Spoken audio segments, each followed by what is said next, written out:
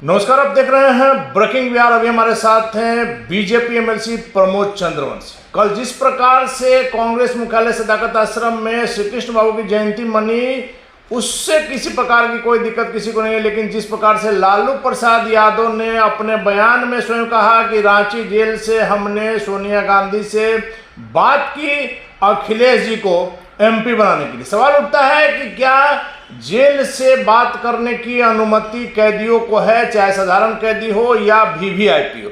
प्रमोद चंद्रवंशी जी, आप लोग कहते तो आरजेडी के लोग कहते कि आरोप लगा रहे हैं रांची जेल में, चूंकि हेमंत सोरेन की सरकार है झारखंड में, रांची जेल में जब लालू जी बात कर रहे हैं, इसको आप क्या कहें? देखिए, लालू प्रसाद ऐसे भ्रष्टाचारी व्यक्ति हैं जिनको ना कानून से डर है, ना कोर्ट से डर है, ना प्रशासन डर है, और न इनमें कोई लोक लाज है। और झारखंड में भी भ्रष्टाचारी की सरकार चल रही है, जो जिनका करोड़ों का उनके ऊपर भी चार्ज है। तो ऐसे भ्रष्टाचारियों का गठबंधन बना है, तो इन लोग से क्या अपेक्षा रख सकती है बिहार की जनता? बिहार की जनता इनसे तो कोई बहुत अच्छा अपेक्षा नहीं रख सकती है। अब सोच लीजिए कि ऐसे पार्टी की कल यदा कदा माने किसी कारणवश, उम्मीद तो नहीं है दूर दूर तक, सरकार बनती है तो बिहार की जनता का क्या होगा? पिछले जो 2005 में जो रहा, जो आप देखे होंगे 90 से लेकर के 2005 तक बिहार के अंदर अराजकता, वो दौर आज भी आ गया, वो दौर आज भी आ गया है। अब कल ही दरभंगा में देखिए, रंगदारी नहीं देने पर गोलीबारी हुआ, लगातार घटनाएं घट रही है। तो गांव में टोला मोहल्ला सब। प्रमोद जी कि क्या लालू प्रसाद यादव कानून से ऊपर है? ये अपने आप को कानून से ऊपर मानते हैं। लालू यादव शुरू से अपने आप को कानून से ऊपर मानते रहे, और लालू यादव को संरक्षण देने का काम कांग्रेस हमेशा से करते रही है, क्योंकि कांग्रेस के भी जितने लीडर हैं सभी भ्रष्टाचार के आरोप में। लेकिन आप लोग इतने असहाय क्यों नजर आ रहे हैं? केंद्र में आपकी सरकार है, प्रधानमंत्री आपके हैं, लालू प्रसाद यादव कोई स्वतंत्रता सेनानी नहीं है जिस कारण से जेल गए हैं, उन पर आज भी आरोप साबित हुआ जिस कारण से सजा हुई है, और आज वो बेल पर घूम रहे हैं। हमारी सरकार किसी के व्यस्तता और मतलब उसको क्या कहते दुर्व्यवहार से काम नहीं कर रही है। इनके ऊपर चार्ज है, कानून सम्मत कार्रवाई लालू जी पर समय पर जरूर होगा। नहीं तो और आगे भी हुआ है। बेल पर घूम रहा है, क्या इस प्रकार से सभा करना, इस प्रकार से लोगों के बीच में जाना, क्या हम जानना चाह रहे हैं कि यह कानून सम्मत है? उचित नहीं, ये सब गड़बड़ है, ये सब गड़बड़ है। और हमारी पार्टी ने कहा है कि हाई कोर्ट जो है स्वतः संज्ञान ले कि जिस व्यक्ति पार्टी के प्रवक्ता राकेश जी ने मांग की कि न्यायालय इस पर स्वतः संज्ञान ले कि इस तरह से घूम के और कह रहे हैं कि हम जेल से बात किए। अरे जेल से बात करने, सोनिया गांधी से बात किए तो सोनिया गांधी पर भी कार्रवाई होनी चाहिए कि एक सजायाफ्ता अपराधी से वो बात कर रही हैं, तो सोनिया पर भी कार्रवाई होनी चाहिए। और जिससे लालू यादव बात किए हैं जेल से, मोबाइल पर, फोन पर, उन सब पर कार्रवाई होनी चाहिए। तो ये एक बात और इसमें साबित हो रहा है ना कि जो आप लोग पर आरोप लगता है कि सीबीआई ईडी इनकम टैक्स का आप लोग दुरुपयोग करते हैं, अगर वैसा रहता तो सीबीआई इसी आधार पर फिर इनका बेल खत्म कराने के लिए जाती कोर्ट। हमने कहा कि हमारी सरकार वो नहीं है कि हम किसी के साथ दुर्व्यवहार से काम,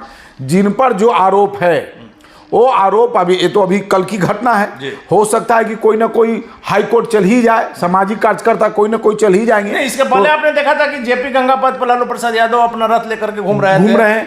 तो इनको तो मैंने पहले ही कहा कि इनको ना हाई कोर्ट से डर है, ना सुप्रीम कोर्ट से डर है। जिस व्यक्ति को स्वास्थ्य कारणों से बेल मिली हो वो इस प्रकार से घूमे, उनको स्वास्थ्य लाभ करना चाहिए, तो वो जा रहे हैं भाषण करने, भाषण भी करने जा रहे हैं, तो कह रहे हैं कि हम जेल से बात किए हैं। सोनिया तो हम तो कहा कि ये तो बिहार के लोग समझे जाने की, ये व्यक्ति के हाथ में यदि किसी तरह बिहार चली गई तो बिहार का क्या हालात होगा, वो 2090 से 2005 से भी भयंकर स्थिति हो जाएगी। लालू प्रसाद यादव ने कल एक और बात कही है, शायद आप लोग की चिंता बढ़ जाए। मोदी सरकार हटाने के लिए बीजेपी हटाओ देश बचाओ रैली लालू प्रसाद करेंगे, और यहीं पटना के गांधी मैदान से पूरे देश में यह संदेश जाएगा कि मोदी हटाओ। बिहार की जनता कह रही है लालू हटाओ बिहार बचाओ, तो जब इनका बिहार में कोई वजूद नहीं रहेगा तो देश में कहाँ है? कहीं है बिहार के बाहर, कहीं है ही? बिहार में तो है। बिहार में तो बिहार की जनता तो कह रही है कि लालू हटाओ देश बचाओ, नीतीश हटाओ बिहार बचाओ। लालू जी तो कह रहे हैं कि इस बार 40 में आप लोग को 0 पे आउट करेंगे। वो तो समय आएगा, उस समय बताएगा, हो सकता है उस समय तक ही जेल में रहें। कल जिस प्रकार से श्री कृष्ण बाबू की जयंती मनाया, कांग्रेस ने जिस प्रकार से मनाया, अखिलेश बाबू के नेतृत्व में जिस प्रकार से मनाया गया, लालू प्रसाद यादव को कांग्रेस नेताओं ने बुलाया, मुख्यमंत्री नीतीश कुमार को नहीं बुलाया, इसको आप किस तरह से? देखिए, सबसे पहला तो कांग्रेस के लोग श्री बाबू को अपमानित करने का काम किए। जिस तरह से श्री बाबू का जीवन सादगी और शुचिता से भरा रहा है, उनका सामाजिक समरसता का हमेशा भाव रहा है। बिहार में उन्होंने कई उद्योग लगाने का काम किया है, बिहार में जमींदारी उन्मूलन को समाप्त करने का काम किया है। तो ऐसे जिनका जीवन पूरी तरह से सादगी रहा, वैसे व्यक्ति के कार्यक्रम में लालू प्रसाद जैसे व्यक्ति को बुला करके उद्घाटन करवाना, यह तो श्री बाबू का अपमान है। श्री बाबू तो अपने जीवन में कभी किसी को अपने आसपास किसी भ्रष्ट व्यक्ति को बैठने नहीं देते थे, और वैसे भ्रष्ट व्यक्ति के माध्यम से इस कार्यक्रम में, श्री बाबू के कार्यक्रम में बुला करके, ये श्री बाबू का घोर अपमान है। और कांग्रेस जैसे श्री बाबू जितने बड़े लीडर हैं, हमारे बिहार के गौरव हैं, बिहार के हम सब लोगों के लिए, सभी पार्टी के लिए गौरव की बात है श्री बाबू, और उनका एक सदाकत आश्रम में कार्यक्रम करके श्री बाबू के कद को छोटा करने का काम किया कांग्रेसियों ने। या तो इनके पास कोई जनाधार नहीं है, इनके पास कोई लोग नहीं है, आने वाले लोग नहीं है।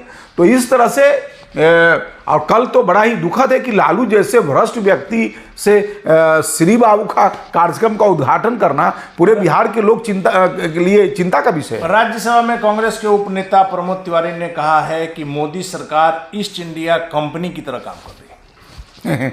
East India company, Modi ji कोनो स्विट्जरलैंड से आए हैं कि इटली से आए हैं? मतलब उसी प्रकार से जो इटली से आए हुए हैं और जो इटली से आकर के यहाँ सत्ता चलाना चाहते हैं, तो वो ईस्ट इंडिया कंपनी है कि मोदी जी के तो रग रग में भारत बसा हुआ है। जिस व्यक्ति को भारत का चौहद्दी मालूम नहीं है, जिस सोनिया को भारत की संस्कृति सभ्यता का ज्ञान नहीं है, जिस सोनिया गांधी को बिहार के किसान और खेती और इसका ज्ञान नहीं है, वो है ईस्ट इंडिया कंपनी की मोदी जी हैं।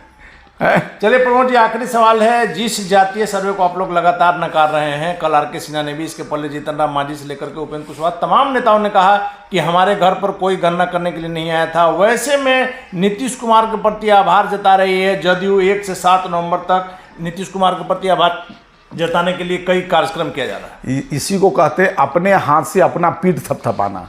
अरे आभार तो बिहार की जनता ना को करना चाहिए था, मुख्यमंत्री को। इतना बड़ा साहसी कदम तो बिहार की जनता तो चुप बैठी है, सब में असंतोष है, सब में काफी आक्रोश है, और ये अपने आभार जता रहे हैं। अरे आभार इसी को कहते हैं कि अपना पीठ अपने हाथ से थपथपाना। तो आभार तो बिहार की जनता को करना चाहिए था, मुख्यमंत्री जी को। आप लोग तो बिहार की जनता तो चुप बैठी। हम लोग पूरी तरह से, ये देखिए, ये माई समीकरण का गणना हुआ है, समझ गए ना। ये गणना पूरी तरह से बोर्ड की राजनीति को ध्यान में रख करके माई समीकरण के दृष्टिकोण से गणना हुई है, और यह गणना हर जाति बिरादर के लोग खपा है इससे सबका। हम तो कह रहे हैं कि इसको पंचायत लेवल पर, यदि मुख्यमंत्री जी का पाक साफ है, तो पंचायत लेवल पर, जैसे 2011 में भी SC और ST का गणना हुआ था, तो उस गणना के बाद ब्लॉक में बजाते पंचायत स्तर पर वो सारा लिस्ट जो है लगा दिया गया था, उसमें डाल दिया गया कि कोई भी देख सके कि किनका गणना हुआ, किनका नहीं हुआ, किनका टाइटल में गड़बड़ है, किन्हीं का छूट गया है।